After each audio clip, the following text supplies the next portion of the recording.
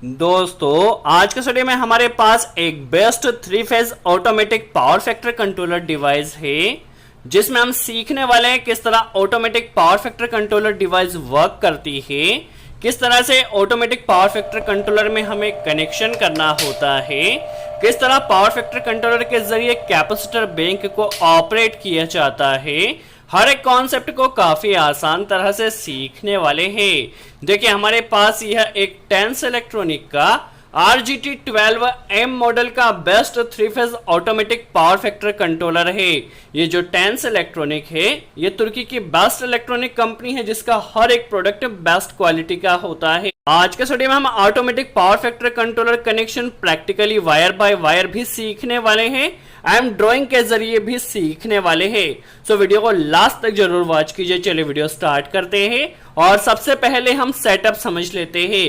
किस तरह capacitor bank connection किया जाता है, किस तरह करंट ट्रांसफॉर्मर सीटी कनेक्शन किया जाता है। चलिए सेटअप की बात की जाए तो हमारे पास ये एक three phase automatic power factor controller है जिसके जरिए हमें कैपेसिटर बैंक को ऑपरेट करना है। तो हमारे पास टोटल 3 कैपेसिटर बैंक है। फर्स्ट कैपेसिटर बैंक हमारे पास 1 kVAR की है, सेकंड कैपेसिटर बैंक हमारे पास 2.5 kVAR की है एंड थर्ड कैपेसिटर बैंक हमारे पास 5 kVAR की है। जो हमारे पास कैपेसिटर बैंक होती है उसे हमें बढ़ते क्रम में कनेक्ट करना होता है। देखिए हमारे पास कैपेसिटर बैंक को ऑपरेट करने के लिए 3 कॉन्टेक्टर हैं। इसके अलावा इंडक्टिव लोड के लिए हमने एक 3 फेज इंडक्शन मोटर को कनेक्ट किया है क्योंकि इंडक्शन मोटर हमारे पास एज अ इंडक्टिव लोड होता है। क्योंकि हमारे पास 3 फेज पावर फैक्टर कंट्रोलर है इसके लिए हमें हर एक फेज में एक करंट ट्रांसफॉर्मर या सीटी कनेक्ट करना होगा जिसके जरिए कंट्रोलर को पता चलता रहेगा कितना एम्पेयर करंट आ रहा है। ये हमारे पास जो सीटी है 50/5 एम्पेयर की हमारे पास सीटी है क्योंकि सीटी का रेशियो हमें कंट्रोलर में इंटर करना होगा, ये काफी इंपॉर्टेंट है। देखिए हमारे पास 3 सीटी है। सीटी में देखिए ये इसका S1 और S2 देखिए P1 सिरा होता है जहां से हमारा इनपुट फेज वायर जाता है। ये सीटी के आउटपुट वायर होते हैं जो कि S1 S2 या फिर K1 L1 भी आप इसे कह सकते हैं। देखिए हमारे पास 3 सीटी है और ये हमारे पास एक पावर MCB है जिसमें हमारे पास 3 फेज सप्लाई आएगी और ये हमारे पास कंट्रोल MCB है। चलिए सबसे पहले हम कंट्रोलर के बारे में जान लेते हैं। तो देखिए हमारे पास जो टेंस इलेक्ट्रॉनिक का RGT12M मॉडल का 3 फेज पावर फैक्टर कंट्रोलर है इसके जरिए हम 12 स्टेप तक कैपेसिटर बैंक को कंट्रोल कर सकते हैं। दैट मींस 12 स्टेप तक कैपेसिटर बैंक को कंट्रोल किया जा सकता है। यहाँ पर 6 डिस्प्ले जो आपको नजर आ रहा है, यहाँ पर आपको कितना वोल्टेज आ रहा है, कितना करंट फ्लो हो रहा है, कितना पावर कनेक्ट किया गया है, कितना अभी हमारे पास पावर फैक्टर आ रहा है, यहां पर कंटिन्यूअसली शो होता रहता है जिसमें आपको हर एक इंफॉर्मेशन यहां पर मिलती रहती है। कितना एम्पेयर करंट है, कितना पावर फैक्टर है और यहां पर कितने पावर कनेक्ट किया गया है और कितने kVAR कैपेसिटर अभी यहां पर कनेक्ट किया गया है। एम सारी सेटिंग्स हमें इस डिस्प्ले में वॉच होती रहती है। देखिए अब हम यहां पर इस कंट्रोलर में देखिए 12 स्टेप तक जो भी कैपेसिटर बैंक आपकी ऑपरेट रहेगी वहां पर इसका इंडिकेशन आपको यहां पर मिल जाएगा। फॉर एग्जांपल अभी 2 कैपेसिटर बैंक ऑपरेट है तो आपको यहां पर 2 का इंडिकेशन ग्लो होगा, जो भी कैपेसिटर बैंक है वो ऑपरेट होगी। यहां पर आपको एक वोल्टेज का इंडिकेटर दिया गया है। यदि डिस्प्ले में वोल्टेज शो होता है तो आपका वोल्टेज का इंडिकेटर ग्लो होगा। यदि पावर फैक्टर शो होता है तो cos phi का इंडिकेटर वहां पर ग्लो होगा। यदि आपका अभी फिलहाल की कंडीशन में इंडक्टिव लोड है तो उस कंडीशन में इंडक्टिव की एलईडी ब्लिंक करेगी। यहां पर यदि आपका जो लोड है वो नॉर्मल लोड है तो उस कंडीशन में यहां पर ग्रीन नॉर्मल एलईडी ब्लिंक करेगी। यदि आपका लोड कैपेसिटिव है, कैपेसिटिव लोड एग्जिट हो चुका है तो आपकी कैपेसिटिव एलईडी ब्लिंक करेगी। और यदि आपके सिस्टम में 30% से ज्यादा हार्मोनिक्स रहते हैं तो उस कंडीशन में हार्मोनिक एलईडी वहां पर ब्लिंक करती है। देखिए यहां पर हमें टोटल 3 बटन्स दिए गए हैं या 3 कीज दी गई है। जो फर्स्ट की है मेन्यू की है जो कि हमें सभी पैरामीटर में इंटर होने के लिए मेन्यू की को प्रेस करना होता है। एक हमें अप की दी गई है और एक डाउन की दी गई है। यदि हमें किसी पैरामीटर से बाहर आना है तो अप एंड डाउन दोनों की को हमें एक साथ प्रेस करना होगा जो कि एस्केप की तरह कार्य करेगा। चलिए अब हम समझ लेते हैं किस तरह से हमें कंट्रोलर में कनेक्शन करना होगा। तो कनेक्शन इसका काफी सिंपल है। देखिए यहां पर हम पहले ड्राइंग में समझ लेते हैं। यहां पर हमें करना क्या होगा, सबसे पहले तो 3 फेज में हमें 3 सीटी कनेक्ट करना होगी। एक न्यूट्रल, यहां पर देखिए न्यूट्रल और 3 फेज कनेक्ट करना होंगे। जो फेज हमें कनेक्ट करना है वो सीटी से होते हुए जाना चाहिए, काफी इंपॉर्टेंट है। तो देखिए हमें पास यहाँ पे जो इनपुट पावर सप्लाई हमें कनेक्ट करना है वो 3 फेज एंड 1 न्यूट्रल कनेक्ट करना है। 3 फेज में आप L1, L2 and L3 connect कर दीजिए और न्यूट्रल कनेक्ट करना है। और जो आपके 3 फेज की 3 सीटी है, तीनों सीटी के जो K1, L1 या फिर S1, S2 के जो वायर होते हैं आपको यहां पर कनेक्ट करना है। और ध्यान रखिए फेज सीक्वेंस चेंज नहीं होना चाहिए। देखिए ये हमारे पास सीटी है, सीटी का प्राइमरी होता है और ये हमारे पास सीटी का आउटपुट होता है S1, S2 या फिर K1, L1। चलिए आपका जो फेज सीक्वेंस उसमें चेंज नहीं होना चाहिए, अदरवाइज आपको एरर वहां पर शो हो सकती है। यहां पर देखिए हमारे पास टोटल 12 कैपेसिटर बैंक को हम ऑपरेट कर सकते हैं। तो 12 स्टेज के लिए देखिए यहाँ पे 12 पॉइंट दिया गया है। सबसे ऊपर हमें लाइन या फेज वायर कनेक्ट करना होगा। फिर जिस भी हिसाब से हमें कैपेसिटर बैंक की रिक्वायरमेंट है वह कैपेसिटर बैंक ऑटोमेटिकली ऑन हो जाएगी और आपका पावर फैक्टर वहां पर मेंटेन हो जाएगा। चलिए किस तरह से कनेक्शन करना होगा, तो हमारे पास जो RYB 3 फेज आते हैं उन 3 फेज को हमें सीटी के प्राइमरी से P1 से इंटर करना है, काफी इंपॉर्टेंट है। सीटी को आप सर्किट ब्रेकर के इनपुट साइड में कनेक्ट कीजिए, यह काफी इंपॉर्टेंट है। देखिए यहां पर हमें P1 से इंटर करना है और P2 से आउटपुट लेना है और सीटी का जो रेशियो है वो 50/5 है। देखिए हमने सबसे पहले L1 फेज को यहां पर कनेक्ट किया है। इसी तरह से हमें L2 एंड L3 फेज को भी कनेक्ट कर देना है सीटी से होता हुआ। आप कनेक्शन को केयरफुली वॉच कीजिए, किसी भी स्टेप को आपको मिस नहीं करना है। उसके बाद भी यदि कोई डाउट रह जाता है तो कमेंट्स में जरूर पूछिए, हम पूरी कोशिश करें उसका जवाब दे सके। अब देखिए सबसे पहले हम पावर वायरिंग समझ लेते हैं। देखिए यहां से हमें करना क्या होगा, जो RYB या L1, L2, L3 3 फेज हमें मिला है उन्हें ले जाकर हमें कॉन्टेक्टर के इनपुट में कनेक्ट करना होगा, जिससे हमारी कैपेसिटर बैंक ऑपरेट होगी। वैसे इंडस्ट्री में हर एक कैपेसिटर बैंक के लिए सेपरेट MCB कनेक्ट की जाती है, बट जैसे हम डिमॉन्स्ट्रेशन के लिए सीख रहे हैं इसलिए हम एक ही MCB का यूज कर रहे हैं। आपको हर एक कैपेसिटर बैंक के लिए सेपरेट MCB कनेक्ट करना होगी। देखिए यहां पर हमने RYB सेम फेज सीक्वेंस में रखना है। फेज सीक्वेंस आपको चेंज नहीं करना है, अदरवाइज आपको एरर शो हो सकती है। देखिए यहां से हमने R को उसी फेज सीक्वेंस में लिया है और सभी कॉन्टेक्टर के L1 सिरे पर हमें R फेज को कनेक्ट कर देना है, L2 सिरे पर Y फेज को एंड L3 सिरे पर B फेज को कनेक्ट कर देना है। देखिए हमने फेज सीक्वेंस चेंज नहीं किया है, काफी इंपॉर्टेंट है, अदरवाइज आपका कंट्रोलर आपको एरर वहां पर शो कर सकता है। अब यहां पर देखिए कॉन्टेक्टर के आउटपुट से हमें कैपेसिटर बैंक के जो 3 वायर होते हैं उन्हें कनेक्ट कर देना है। देखिए इस तरह से हमारे कैपेसिटर बैंक का कनेक्शन हो चुका है और कैपेसिटर बैंक को आपको हमेशा बढ़ते हुए क्रम में रखना है। फर्स्ट में आपको लोवेस्ट रेटिंग की कैपेसिटर बैंक रखना है, सेकंड में उससे मीडियम रेटिंग की और उससे बढ़ते हुए क्रम में आपको कैपेसिटर बैंक को रखना है, ताकि जिस भी रेटिंग से आपके पावर फैक्टर की रिक्वायरमेंट हो उस रेटिंग की कैपेसिटर बैंक वहां पर ऑपरेट हो जाए। अब देखिए यहां पर हमारे पास inductive load as a induction motor है, तो उसमें हमें RYB 3 फेज कनेक्ट करना होगे। चलिए हम लोड का कनेक्शन कर लेते हैं। देखिए यहां से हमारे पास R, Y and B 3 phase motor का कनेक्शन भी हो चुका है, क्योंकि जो मोटर का पावर फैक्टर होता है काफी डाउन होता है। अब हमें इस मोटर के पावर फैक्टर को इंप्रूव करने के लिए कैपेसिटर बैंक कनेक्ट करना होगी। देखिए इस तरह से सबसे पहले हम न्यूट्रल कनेक्शन समझ लेते हैं। तो न्यूट्रल के लिए देखिए हमें कि यहाँ पे न्यूट्रल वायर MCB में कनेक्ट किया है। सबसे पहले न्यूट्रल हमें देखिए इस कंट्रोलर में कनेक्ट करना होगा, इसके अलावा कॉन्टेक्टर्स में कनेक्ट करना होगा। तो न्यूट्रल का कनेक्शन हम सबसे पहले कर लेते हैं। देखिए यहां से हम न्यूट्रल का एक कनेक्टर लेते हैं और उसे हम एक कंट्रोलर में न्यूट्रल सिरे पर कनेक्ट कर देना है। देखिए यहां पर आप कनेक्शन को केयरफुली वॉच कीजिए।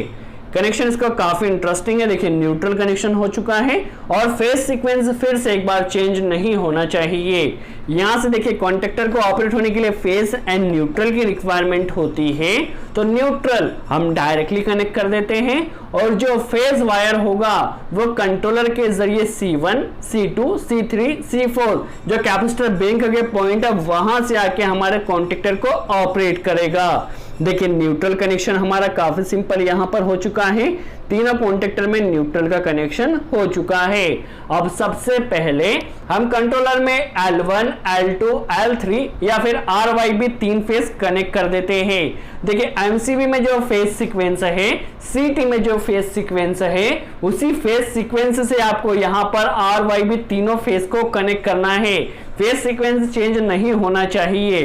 देखिए फर्स्ट फेज को हमने यहां पर लिया है और कनेक्शन को आप फुल टाइट कीजिएगा, लूजिंग ना हो उसका ध्यान रखना है। देखिए फर्स्ट फेज को हमने यहां पर R सिरे पर कनेक्ट कर दिया है। जो सेकंड फेज होगा उससे हमें Y या फिर L2 सिरा भी आप इसे कह सकते हैं, तो L2 सिरे पर यहां पर हमें पहले कनेक्ट कर लेना है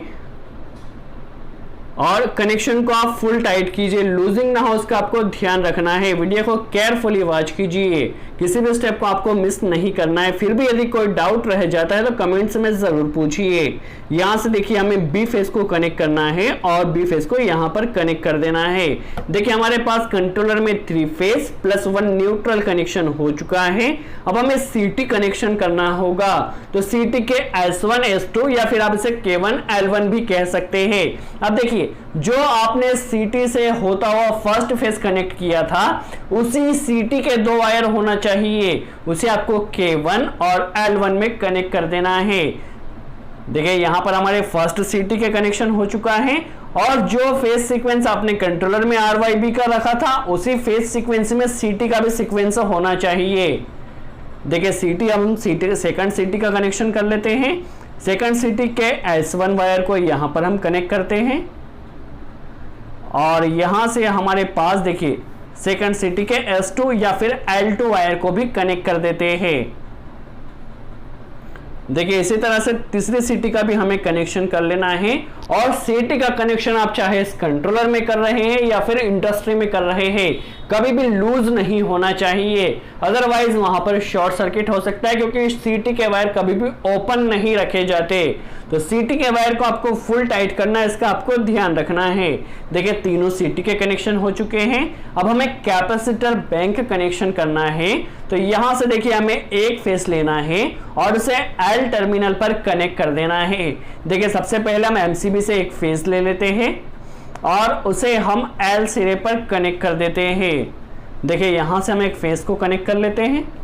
अब जिस भी रिक्वायरमेंट की हमें कैपेसिटर बैंक की रिक्वायरमेंट होगी पावर फैक्टर मेंटेन करने के लिए, वो रेटिंग का हमारे पास कैपेसिटर बैंक वहां पर ऑपरेट हो जाएगी और ऑटोमेटिकली हमारा पावर फैक्टर मेंटेन होता रहेगा। किस तरह से हमें इस कंट्रोलर में सेटअप करना होता है, किस तरह से CT टेस्ट परफॉर्म करना होता है, किस तरह से कैपेसिटर बैंक या स्टेप टेस्ट परफॉर्म करना होता है, सब कुछ हम इसकी सेटिंग में समझने वाले हैं। देखिए यहां से हमारे पास C1 से फर्स्ट स्टेप को ऑपरेट करने के लिए जो कॉन्टेक्टर है उस कॉन्टेक्टर के A2 सिरे पर C1 से हमें एक कनेक्टर कनेक्ट कर देना है।